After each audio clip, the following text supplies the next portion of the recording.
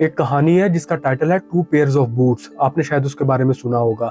वो कहानी हमें बताती है कि किस तरह से जो अमीर लोग हैं वो अमीर ही रहते हैं और जो गरीब हैं वो कभी भी अमीर नहीं हो पाते, वो कभी भी अपनी उस स्लैब से ऊपर नहीं जा पाते। अब नॉर्मली हमें बताया तो यही जाता है कि जो बंदा कामयाब होता है, जिसके पास पैसा ज्यादा होता है, वो इसलिए होता है कि वो मेहनत ज्यादा करता है, वो गरीब के मुकाबले में मेहनत ज्यादा करता है, इसलिए कामयाब हो जाता है। लेकिन ये स्टोरी हमें बताती है कि ऐसे बहुत से अवामिल हैं जो आपको अमीर होने से रोकते हैं, जो गरीब बंदे को आगे बढ़ने से रोकते हैं। सिर्फ मेहनत ही दरकार नहीं होती कामयाब होने के लिए, अमीर होने के लिए। ये स्टोरी बेसिकली हमें बताती है कि कैसे एक बंदा अपनी उस गुर्बत से निकल सकता है, लेकिन कैसे ये तमाम एनवायरनमेंट, ये तमाम माहौल डिजाइन ही ऐसे हुआ है कि वो जो गरीब बंदा है उसके पास ऐसे रिसोर्सेज, ऐसी अपॉर्चुनिटीज ही नहीं है कि वो उस गुर्बत से बाहर निकल सके। अब कहा यह जाता है कि कोई इकोनॉमिस्ट भी इतनी अच्छी तरह एक्सप्लेन नहीं कर सकता कि गरीब होना क्यों आपके लिए इतना महंगा है, जितनी अच्छी तरह ये स्टोरी एक्सप्लेन करती है। ये स्टोरी हमें बताती है कि जो अमीर है उसके अमीर तर होने की एक वजह यह है कि उनको कम पैसे खर्च करने पड़ते हैं। अब ये स्टोरी हमें बताती है कि फर्ज करें एक बंदा है जो कि मंथली $38 कमाता है, $38 कमाता है।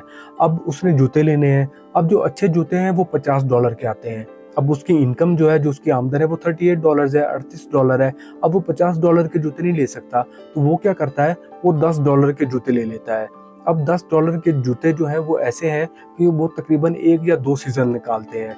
अब 1 या 2 सीजन के अंदर अंदर उसका जो कार्डबोर्ड है, जो तलवा उसका होता है, वो जवाब दे जाता है, वो फट जाता है।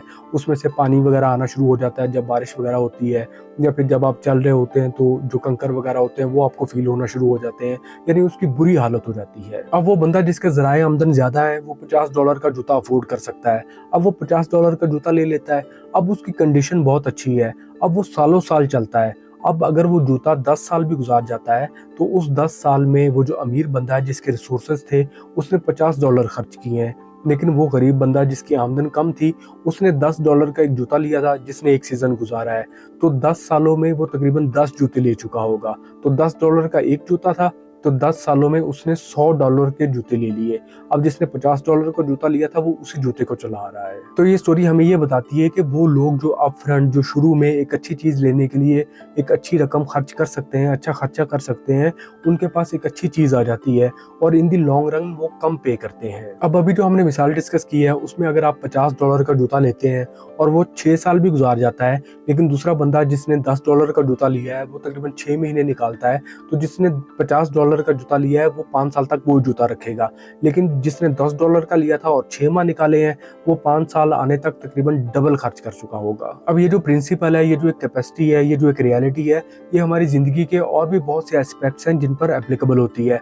अब मिसाल के तौर पर अगर कोई चीज़ आप बल्क में खरीदते हैं, बहुत ज़्यादा खरीद लेते हैं, तो आपको प्रॉफिट मिल जाता है। अब आप अफोर्ड कर सकते हैं, लेकिन जो गरीब शख्स है वो ये अफोर्ड नहीं कर सकता, क्योंकि बल्क में चीज़ें लेने के लिए, ग्रोसरी वगैरह करने के लिए आपको कुछ ना कुछ अपफ्रंट कैश चाहिए।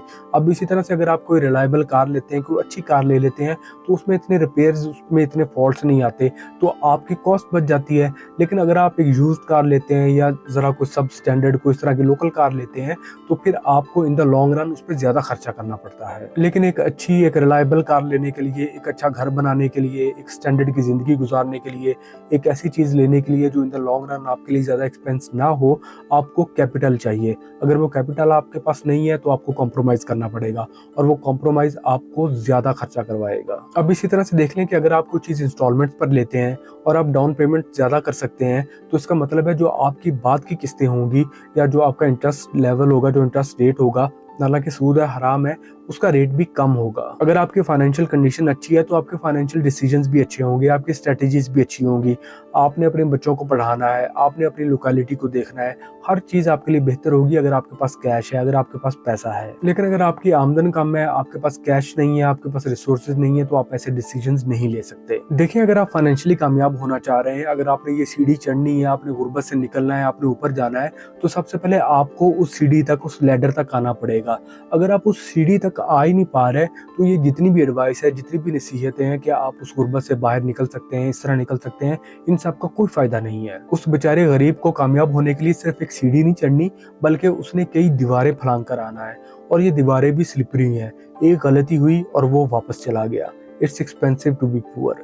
गरीब होना बहुत महंगा है। पैसे से ही पैसा बनता है, और पैसा होने का मतलब ये भी है कि आप पैसा सेव कर सकते हैं। जब आपके पास पैसा है तो आप अच्छे डिसीजंस लेंगे, आप मज़ीद वेल्थ क्रिएट कर सकेंगे, आप ऐसी चीज़ें लेंगे जो लॉन्ग लास्टिंग है, जो इन द लॉन्ग रन आपको कम खर्चे देती हैं, और आप ऐसे डिसीजंस लेते हैं जो आपकी जनरेशंस को हेल्प करते हैं कि वो इन चीज़ों को सस्टेन करें, इनको आगे से आगे लेकर जाएँ।